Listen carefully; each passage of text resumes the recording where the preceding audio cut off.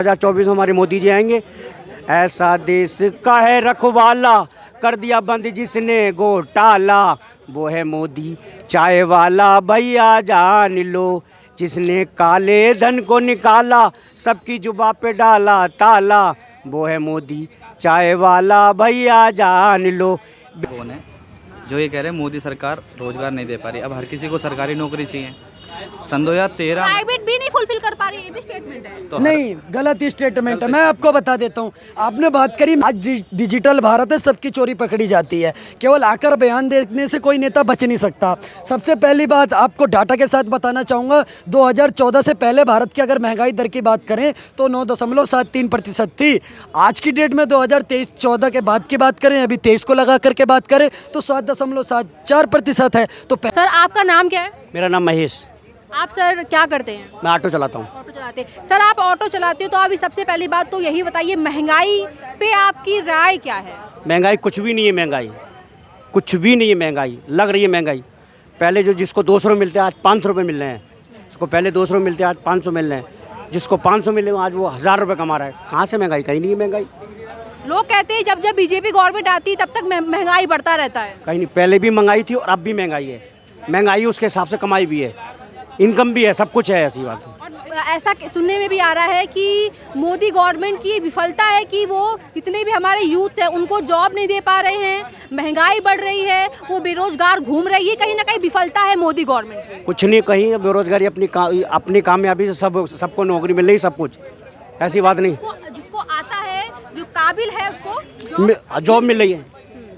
और सरकारी जॉब्स भी बहुत कम आ रही है। ये पहले नहीं होता था, जब से मोदी गवर्नमेंट आई तब से ही ज़्यादा देखने को। देखो, पहले भी सरकारी नौकरी थी और अब भी सरकारी नौकरी है, और मगर मिलेगी काबिलियत पे। हाँ बस। सर अभी पार्लियामेंट में जैसे कि महिला आरक्षण बिल पास हुआ है, उस पर आपकी क्या राय है? बिल्कुल बहुत बढ़िया हुआ है।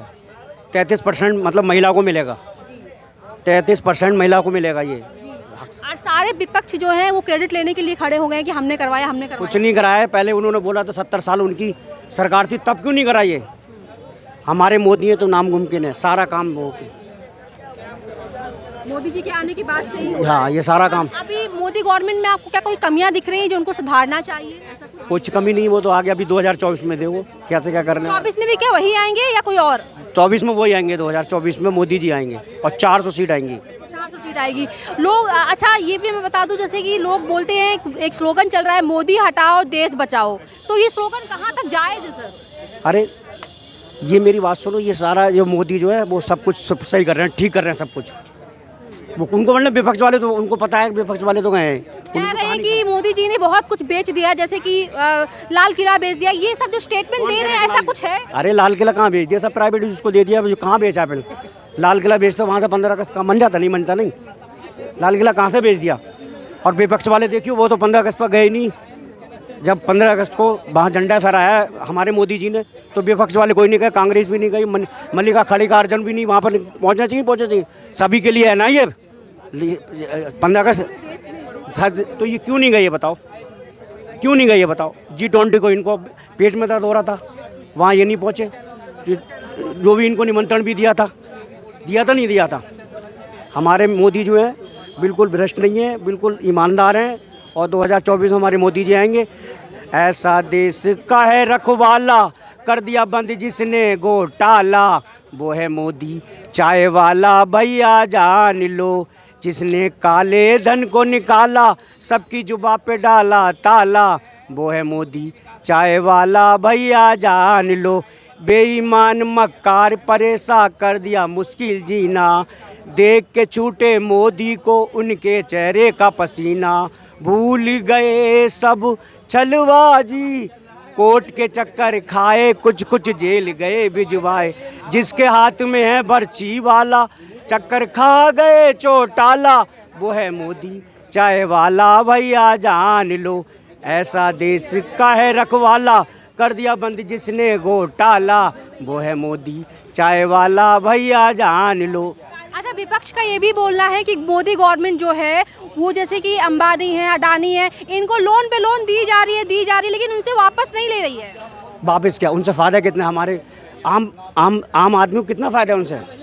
भाई जब उनको करा आम आदमी को, पहले देखो मोबाइल से 10 उसके लिए मतलब रोमिंग सब फ्री है ना, सब डेटा बहुत सस्ते में है हमारे सस्ते देश में। पहले कहाँ मिलता, पता चली जिसको 1 लाख है 2 लाख की तनख्वाह होगी वही करता था। आज गरीब से गरीब आम आदमी उसको यूज कर रहा है 200 रुपये में पूरा महीना डेटा आराम से लोग इस्तेमाल आराम से लोग।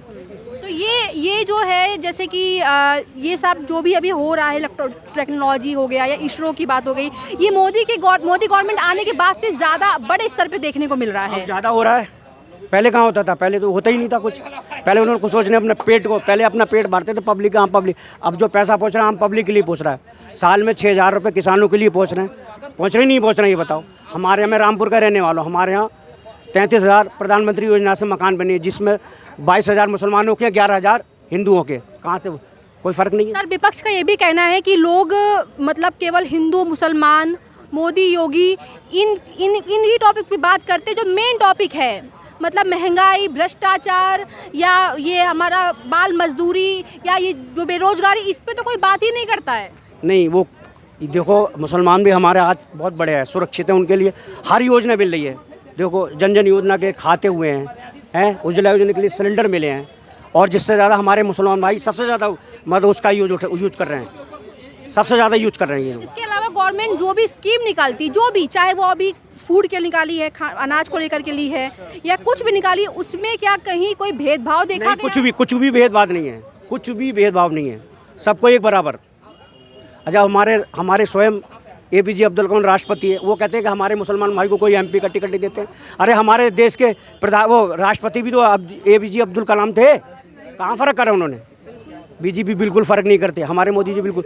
और नंबर 3 पर हमारा ये भारत आने वाला है। इकोनॉमिक बेस में ऑलरेडी 5 नंबर पे है और 30 नंबर पे आने की संभावनाएं पूरी दिख रही हैं। हाँ, 2024 में पक्का है, ये आ जाएगी। हाँ जी, 24 में या 24 के आगे तक, लेकिन आने की संभावना है। और 2037 में तो बिल्कुल नंबर 1 पे आ जाएगी हमारी।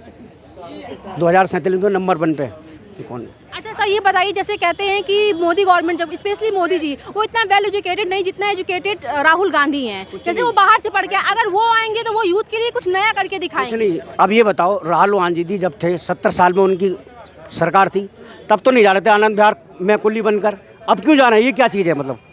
जब तो नहीं जा। हमारे प्रधानमंत्री जी ने खुद सफाई कर्मचारियों के पैर धोए हैं, हमारे प्रधानमंत्री जी ने, नरेंद्र मोदी जी ने खुद सफाई कर्मचारी, तो कहाँ से फ़र्क करा है? सफाई कर्मचारी के पैर धोए उन्होंने, ये उसमें प्रयागराज में, कहाँ से बताओ?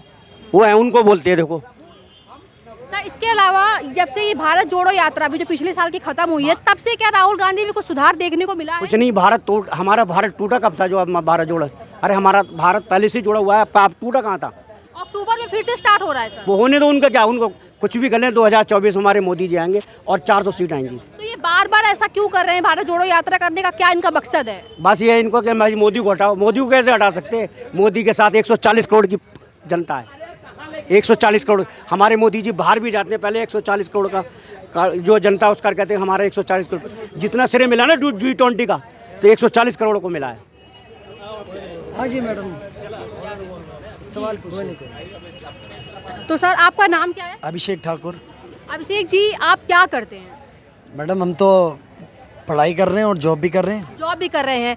अच्छा, ये कहते हैं कि यूथ को जॉब देने में मोदी गवर्नमेंट विफल है, वो दे नहीं पा रही है जॉब। किसने कह दिया है बात? सर, ये एक बहुत बड़ा स्टेटमेंट होता है कि लोग बोलते हैं और सारी बातें करते हैं, हिंदू मुसलमान, राम का नाम, मंदिर मस्जिद सब कर रहे हैं, लेकिन महंगाई, बेरोजगारी भी तो बात ही नहीं करते हैं। मैडम, आपने महंगाई की बात बहुत अच्छी पत्रकारिता कर रही है। सही कह रहे हो एक आप। मिनट जवाब दे एक दो भाई सेकंड, एक साहब, सेकंड। एक मिनट बस महंगाई पे भाई बेरोजगार प्लीज। पता कौन है? मैं आपको बताता हूँ बेरोजगार कौन है। जो ये कह रहे हैं मोदी सरकार रोजगार नहीं दे पा रही, अब हर किसी को सरकारी नौकरी चाहिए। सन 2013 प्राइवेट भी नहीं फुलफिल कर पा रही, ये भी स्टेटमेंट है। तो नहीं, गलत ही स्टेटमेंट है। मैं आपको बता देता हूँ, आपने बात करी महंगाई की, आपको डाटा के साथ बात करते हैं, आपके चैनल के दर्शक बताएंगे कौन सही है कौन गलत है। आज डिजिटल भारत है, सबकी चोरी पकड़ी जाती है, केवल आकर बयान देने से कोई नेता बच नहीं सकता। सबसे पहली बात आपको डाटा के साथ बताना चाहूँगा, 2014 से पहले भारत की अगर महंगाई दर की बात करें तो 9.73% थी। आज की डेट में 2023-14 के बाद की बात करें, अभी 23 को लगा करके बात करें तो 7.74% है। तो पहले महंगाई ज़्यादा थी, अभी महंगाई ज़्यादा है। आप बता दीजिए, ये डाटा की बात करता हूँ। दूसरी चीज़ आपने कहा बेरोजगारी, देश में बेरोजगारी चरम पर है। अरे भैया देश की आबादी है 130 करोड़ लोग, अब 130 करोड़ लोगों को तो सरकारी नौकरी मिल नहीं सकती। हाँ, 130 से ज़्यादा है सर। और एक बात बताइए, अब प्राइवेट नौकरी मिल रही है, अभी कर्मचारी नीति आयोग का डाटा उठा लीजिए आप, उन्होंने कहा कि 1.5 करोड़ लोगों को तो केवल 2022-23 में नौकरी मिली है, और पीएफ के साथ 1.5 करोड़ लोग जुड़े हुए हैं। तो 1.5 करोड़ लोग अगर पीएफ के साथ जुड़े तो कहीं ना कहीं उनको नौकरी मिली ना 1 साल के अंदर 1.5 करोड़ लोगों को, तभी तो पीएफ के साथ जुड़े। ऐसे थोड़ी सरकार उनके अकाउंट में पीएफ का पैसा डाल रही है और कोई कंपनी उनको सैलरी दे रही है। तो कहीं ना कहीं ये बरगलाने और फुसलाने का काम कर रहे हैं। अब देश में आज डेली 37 किलोमीटर रोड बन करके खड़े हो रहे हैं। मोबाइल मैन्युफैक्चरिंग में जो स्मार्टफोन जेब में लेके घूमते हो, भारत उस मोबाइल मैन्युफैक्चरिंग में दूसरे नंबर पर आ गया है। तो भाई साहब कोई जादू की छड़ी घुमा रहा है। अब अगर भारत में गुड़गांव के अंदर फ़ोन बन रहे हैं और पूरे वर्ल्ड में एक्सपोर्ट हो रहे हैं, तो क्या उन लोगों को काम नहीं मिल रहा? प्रधानमंत्री आवास योजना के तहत 4 करोड़ मकान बने, कोई जिंद और जादू की छड़ी घुमा के बन गए? कहीं ना कहीं लोगों को नौकरी तो मिली है ना उसके अंदर भी। अब ऐसे तो बहुत ऐसा सारे क्या कारण है कि यूथ जो है वो ऐसी बात बोल रहे हैं कि उनको जॉब्स नहीं मिल रही, वो मैडम, बीटेक एमबीए करके निकल रहे हैं लेकिन उनको जॉब्स ही नहीं मैडम यूथ कौन है? यूथ मैं यूथ हूँ। राहुल गांधी थोड़ी यूथ है। राहुल गांधी ये बोल रहे कि नौकरी नहीं है, वो 54 साल के युवा नेता बन करके घूम रहे हैं। 6 साल बाद बाबूजी आपकी रिटायर पेंशन हो जाएगी 60 साल वाली, आप काहे के युवा नेता? और मैं तो सम्मान करता हूँ सोनिया गांधी जी का, ऐसी नारी को मैं दिल से सैल्यूट करता हूँ। वो पूरे विश्व की एक इकलौती ऐसी महिला है जिन्होंने 54 साल सिर्फ अपने बच्चे को बड़े होने के लिए दे दी है। आजकल कोई महिला ऐसी नहीं है कि अपने बच्चे को 54 साल दे दे सिर्फ बड़े होने के लिए। और अभी भी राहुल गांधी बड़े होने को तैयार नहीं है। कभी कुछ बोलते कभी कुछ बोलते। मैंने बोला था क्या, आटा लीटर में बांट देते हैं, आटा लीटर में बांट देते हैं, चील कौवों को रोजगार दिला देते हैं, समंदर में छलांग मार देते हैं। करोल बाग में गए, बाइक के नट कस रहे थे, राहुल गांधी जी दिमाग के कस लेते, कांग्रेस पार्टी का उद्धार हो जाता। ना खाता ना भाई, जो राहुल गांधी कहते वही सही, ये तो होने वाला नहीं है। आर राहुल गांधी इंडिया, भारत और बहुत सारे मुद्दों पर तो बोल रहा है। उनकी पार्टी के चिरकुट नेता आकर के क्या बोलते हैं, सनातन डेंगू है, मलेरिया है, HIV है, एड्स है, उसके ऊपर राहुल गांधी जी नहीं बोल पाते। राहुल गांधी का परसों क्या बयान आता है कि भाई साहब बीजेपी में MPO की पावर सिर्फ इतनी है जितनी मंदिरों में रखी हुई मूर्तियों की। अबे कहना क्या चाहते हो? राहुल गांधी की औकात और कांग्रेस पार्टी की औकात 2014 में दिखा दी है जनता ने, 2019 में भी दिखा दी, पर अभी वो 40 सीटों का फितूर है ना, वो इनका उतर नहीं रहा है। वो पीछे से 0 हटने वाला है। वो इस बार ना वो जो 40 लेकर के घूम रहे हैं ना, वो पीछे से 0 हटने वाला है और 4 हो जाएगा। और अगर अभी ज़्यादा दिमाग खराब करेंगे जनता का तो वो 4 भी शून्य हो जाएगा। तो शुरुआत शून्य से होती है। कि अगर कांग्रेस पार्टी में अगर राहुल गांधी प्राइम मिनिस्टर पद के लिए ना खड़े हो, कोई और कांग्रेस पार्टी से कोई और दिग्गज नेता जो भी उनकी पार्टी में है वो अगर खड़ा हो, तो क्या चांसेस हैं कि 2024 में फिर वो जीत सकते हैं? अच्छा, विपक्ष में कौन है आप बता दीजिए? 4 चेहरे, ये A to Z जितने भी सारे घोटालेबाज थे। आपको एक जानकारी के लिए बता दूं, जो इनके कर्नाटक के मुख्यमंत्री सिद्धारमैया, उनके खिलाफ 54 भ्रष्टाचार के मुकदमे चल रहे हैं। इतनी तो राहुल गांधी की उम्र नहीं है जितने इनके मुख्यमंत्रियों पे मुकदमे चल रहे हैं। ये क्या कौन सा नेता लेकर के आएंगे? और वो जो खड़गे जी हैं, वो क्या नाप शनाप आकर के बयानबाजी करते हैं। वो जो सरकार चलाती है ना, वहाँ पर इलेक्शन नहीं है। कांग्रेस पार्टी में इलेक्शन नहीं है, वहाँ सिलेक्शन की पॉलिसी है। वहाँ आपको सेलेक्ट करा जाएगा, इलेक्ट नहीं करा जाएगा। कांग्रेस पार्टी में पूछ लो अगला अध्यक्ष कौन होगा, जिसको सोनिया गांधी, राहुल गांधी, प्रियंका चाहेंगी, अगला अध्यक्ष वो होगा। भारतीय जनता पार्टी में दावे के साथ कह सकता हूँ, आप बता नहीं सकते अगला अध्यक्ष कौन होगा। लालू प्रसाद यादव की पार्टी का अगला अध्यक्ष कौन होगा, बता दीजिए।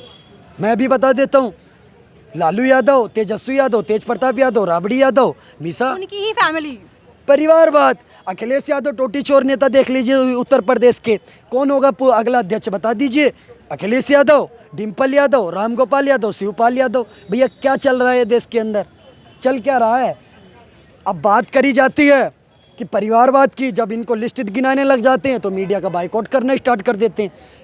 एक की दादी ने इमरजेंसी लगाई थी 1977 में, ऐसी इमरजेंसी लगाई, अभिव्यक्ति की आज़ादी ख़त्म कर दी, पूरे विपक्ष को उठा के जेल में डाल दिया। आज वही काम पोता कर रहा है राहुल गांधी। क्या करा? मीडिया, जो कि लोकतंत्र का चौथा स्तंभ है, उनका बायकॉट कर रहे हैं। किस लिए? क्योंकि वो डिबेट शो में अनाप शनाप बात करते हैं। तो भैया सुधीर चौधरी जी कौन सा डिबेट शो करवाते हैं, बता दीजिए। सुधीर चौधरी जी कोई डिबेट शो चलाते हैं? वो तो 9 बजे आकर के अपना ब्लैक एंड वाइट चलाते हैं। उसके बाद आप देख लीजिए ब्लैक और सुशांत सिन्हा जी, वो अपनी पाठशाला चलाते हैं, वो तो किसी को डिबेट में बुलाते ही नहीं, उनका बाइकआउट काहे को कर दिया? सुधीर चौधरी पे उन्होंने जब इल्ज़ाम लगाया तो उन्होंने इस बिहाफ में लगाया कि उन्होंने एक पोस्ट किया था, पोस्ट में लिखा था कि ये जो हिंदू है, हिंदुओं को ये मतलब जो भी चल रहा था, स्कीम चल रहा था ऑटो पे कुछ परसेंट का, तो वो उनको नहीं दे करके जितने भी जैसे मुसलमान हो और भी जो SC ST हो उनको दे रहे हैं। तो विपक्ष का ये कहना था SC ST भी तो हिंदू हैं, तो उन्होंने ये स्टेटमेंट कैसे दिया कि हिंदू को दे ही नहीं रहे हैं, ये बात उन्होंने कहा गलत बोला। मैडम सबसे पहली बात बता देता हूँ, हम सनातनी हैं, हमारे जातियों में मत बांटने का काम करिए। हम पैदा हुए तब से सनातनी हैं, हम जातियों में बटे नहीं हैं। हमारे यहाँ सनातन धर्म में वर्ण व्यवस्था है। गीता आपने पढ़ी होगी तो गीता का एक श्लोक है, चातुर्वर्णम मया श्रेष्ठम गुण कर्म विभागशः। गुण और कर्मों के आधार पर हमें बांटा गया है। अगर मैं क्षत्रिय हूँ, मेरे कर्म शूद्र वाले, तो शूद्र कहलाऊंगा, और कोई शूद्र है वो क्षत्रिय के कार्य करता है तो वो क्षत्रिय कहलाएगा। तो भैया ये जाति कहाँ से लेकर के आ गए? और राहुल गांधी क्या बोल रहे हैं, मैंने गीता पढ़ी है, मैंने उपनिषद पढ़े हैं। मैं कहता हूँ राहुल गांधी से 5 श्लोक पढ़वा दो संस्कृत के, नहीं पढ़ पाएंगे। काहे, कौन सा गीता पढ़ लिया भैया आपने? वो एक वर्ड तो बोल नहीं पा रहे, एक वर्ड प्रधानमंत्री जी ने उनको दे दिया बोलने के लिए, वो तो विश्वेश्वरैया तो वो कह नहीं पा रहे। 4 बार में कभी विश्व सू कर रहे हैं, तो वो विश्वेश्वरैया तो कह नहीं पा रहे। वो आकर के ज्ञान देते कि मैंने गीता पढ़ लिया, उपनिषद पढ़ लिया, ये पढ़ लिया, वो पढ़ लिया, कुछ नहीं पढ़ा है। ये राहुल गांधी 54 साल का युवा नेता है और इनकी जमानत जब्त हो गई। वो बेचारे को बिना मतलब के पॉलिटिक्स में ढकेल रहे हैं, वो आना ही नहीं चाहता। आप एक बात बताओ, परसों आनंद विहार पहुंच गए, बढ़िया बात है, आप जा कर के लोगों की मजबूरियां समझ रहे हैं, सुन रहे हैं, नेता विपक्ष में बैठे हुए हैं आप, अच्छी बात है। पर एक बात बताओ, कितना उनके अंदर दिमाग है? जिस बैग में 4-4 व्हील लग रही हैं उसको सर पे लेकर के चल रहे हैं, ये भारत को आगे ले जाएंगे? अरे भैया उसको खींच के भी ले जा सकता है, उसमें 4-4 व्हील लग रही हैं। कहाँ से राहुल गांधी को दिमाग लाते हैं, समझ ही नहीं आता। कैसे युवा नेता है सर? ये भारत जोड़ो यात्रा के बाद से कहते हैं कि राहुल गांधी में काफ़ी सुधार देखने को मिला, ऐसा है आप या नहीं सर? राहुल गांधी भारत जोड़ो यात्रा के बाद ही सदन में गए थे ना। सदन में जाके क्या करा? किसी लड़की को राह चलते में करके दिखवाना आप एक बार अपने कैमरामैन से, क्या होगा बताइए? उसके बाद थप्पड़ पड़ जाएगा। थप्पड़ पड़ेंगे ना। तो क्या सीखा राहुल गांधी जी ने? 35-37 मिनट लोकसभा में बोला, मेरे घुटने में दर्द था, मैंने ये देखा वो देखा, टखने में दर्द हो गया, मुझे जनता ने जूता मारा, प्यार करा। अरे भाई साहब, आप आए हो, आप मणिपुर की बात करने हैं, आप घुटनों का दर्द बता रहे हैं। उसके बाद क्या कर रहे हैं भैया?